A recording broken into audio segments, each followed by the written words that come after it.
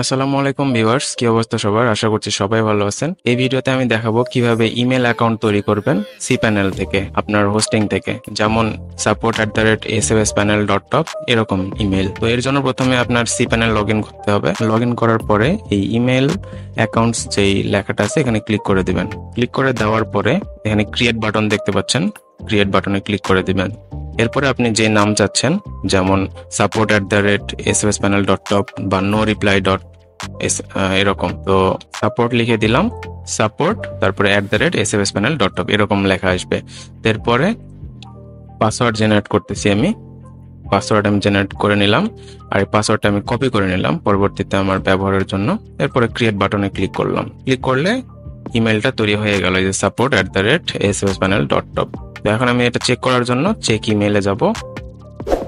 এরকম helpful video আরো পেতে চ্যানেলটা অবশ্যই সাবস্ক্রাইব করে রাখবা এবং বেল নোটিফিকেশনটা অলওয়েজ করে রাখবা। তারপরে ওপেন বাটনে ক্লিক করব, আর এখানে ফরওয়ার্ডস আছে, আপনারা চাইলে এই ইমেলের সাথে আপনার পার্সোনাল ইমেল কানেক্ট করতে পারেন। তাহলে এই সব কিছু যত ইমেল আসবে এটাই সবকিছু আপনার ইমেইলে, পার্সোনাল ইমেইলে ফরওয়ার্ড হয়ে যাবে। আর এখানে দেখতে পাচ্ছেন আপনার যে মেইলের ইউজার নেম, পাসওয়ার্ড হচ্ছে অ্যাকাউন্ট ক্রিয়েট করার সময় আমি যেটা জেনারেট করছিলাম সেটা পাসওয়ার্ড, আর ইনকামিং সার্ভার, আউটগোয়িং সার্ভার।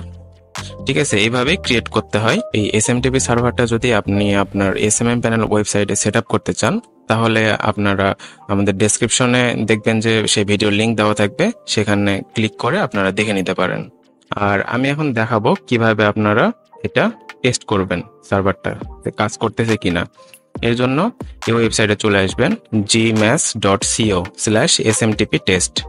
তো এরপরে আমি পাসওয়ার্ডটা কপি করে রাখছিলাম, সেটা আগেই বসাই দিই।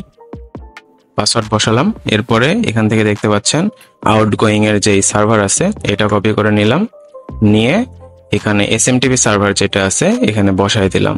এরপরে আর যে এসএমটিপি পোর্ট 465 এটা আমি এখানে বসাই দেব, 465। তারপরে ইউজার নেমের জায়গায় এই support@savspanel.top এই যে ইউজার নেম এটা আমি বসাই দেব। ইমেইলের জায়গাতেও এটা বসাই দেব, আর আমার পার্সোনাল ইমেলটা দিলাম যেখানে ইমেলটা সেন্ড হবে আর কি, টু ইমেল অ্যাড্রেস মানে যেখানে সেন্ড হবে। তারপরে আমি যদি টেস্ট দিই তাহলে এটা কানেক্টেড হয়ে গেছে এবং সবকিছু গ্রিন, এর মানে বোঝাচ্ছে এটা ঠিকঠাক মতো কাজ করতেছে। এবং আমি যদি দেখাই এখানে, দেখেন এখানে চলে আসছে একটা ইমেল, ঠিক আছে, টেস্ট মেসেজ, টেস্ট সাকসেস। এভাবে আপনারা ইমেল তৈরি করতে পারেন।